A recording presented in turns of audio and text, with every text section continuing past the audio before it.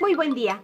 Hoy iniciamos la unidad de aprendizaje curricular número 2, titulada Mundos Alternos. El día de hoy vamos a iniciar con la primera de 4 lecciones dedicadas a el indigenismo. El objetivo es conocer las características del indigenismo mexicano y su relación con la literatura. Así que, vamos a comenzar.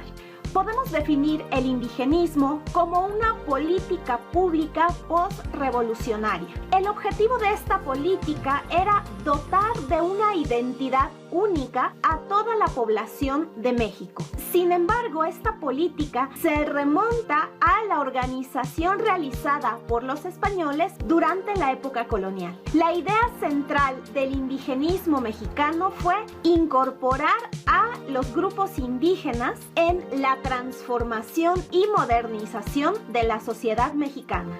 El indigenismo tiene dos características muy importantes. La primera es la uniliteralidad, es decir, que el Estado mexicano era el único que decidía las políticas encausadas hacia la población indígena.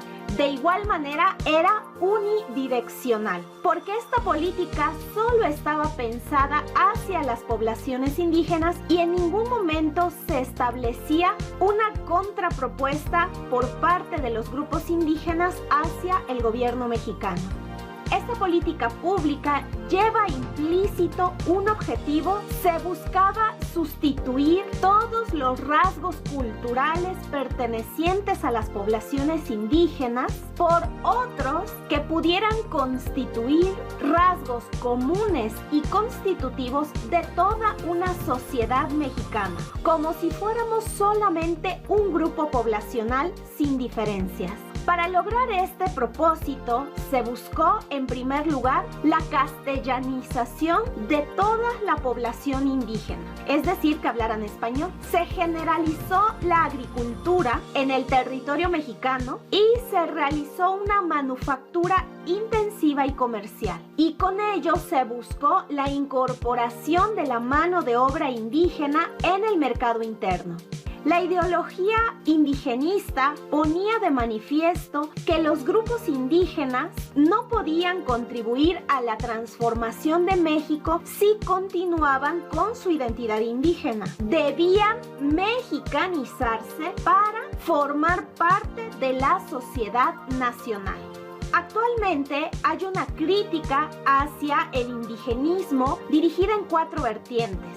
Fue un proyecto que no buscaba el desarrollo de las poblaciones indígenas. Por el contrario, buscaba la desaparición de todas estas culturas en aras de la conformación de una sola cultura nacional. De manera explícita se hablaba del mestizaje de culturas. Sin embargo, de manera implícita era evidente que se buscaba el predominio de la cultura occidental por sobre las culturas indígenas. En este proyecto de conformación nacional se veía a la cultura indígena como un pasado glorioso que podía servir de patrimonio común a todos los habitantes mexicanos, pero no como una vivencia presente. Y se desarrolló una visión folclórica y pintoresca de los indígenas en la actualidad, pero negándolos en el desarrollo del país, porque decir indígena equivalía a decir pobreza y atraso. Se pueden identificar 4 etapas en el proceso indigenista de nuestro país. La primera etapa la podremos situar entre 1920 y 1940 aproximadamente, donde los discursos están encaminados a incorporar a los grupos indígenas a la sociedad mexicana y se crean instituciones públicas para este fin, como las misiones culturales, la escuela rural y el Departamento de Asuntos Indígenas. La segunda etapa del indigenismo se encuentra entre 1940 y 1960 y el discurso cambia ligeramente. Ahora se habla de integrar a los grupos indígenas en la sociedad mexicana. Y aquí se buscó la integración de la cultura e idiomas indígenas con prácticas culturales no indígenas.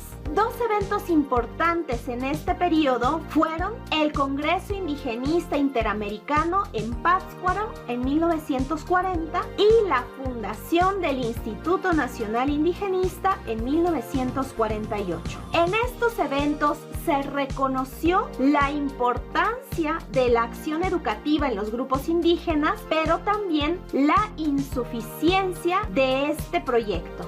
La tercera etapa del indigenismo la podemos situar entre 1960 y 1980, cuando por fin se reconoce que los diferentes grupos indígenas de nuestro país marcan una diferencia cultural, y eso es un aspecto positivo en el enriquecimiento de la cultura de México. En esta etapa, el reto es superar la desigualdad social, porque se reconoce que los grupos indígenas son los que sufren mayormente una desigualdad económica y social relacionada con su identidad indígena. Por fin, en 1992, se modifica la Constitución de nuestro país para reconocer que México tiene una naturaleza pluricultural derivada de la gran cantidad de grupos indígenas que viven en nuestro país.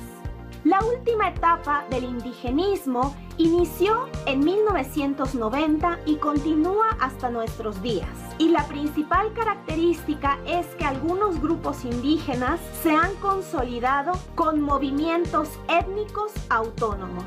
Un parteaguas en esta etapa fue la insurrección armada del Ejército Zapatista de Liberación Nacional, ocurrida en 1994. Los movimientos étnicos autónomos han sido fundamentales en el cambio del paradigma indigenista, ya que han evidenciado tres aspectos importantes acerca de la situación de los pueblos indígenas. En la actualidad, los grupos indígenas constituyen un sector central dinámico que pugna por sus reivindicaciones históricas. Se interesan por el presente y el futuro de su comunidad, así como del país, y quieren tener igualdad de derechos y oportunidades que el resto de la población, pero quieren conservar su distinción étnica. En la actualidad, los movimientos étnicos autónomos tienen un potencial innovador, ya que podrían establecer alianzas políticas con los sectores más empobrecidos y radicalizados del país.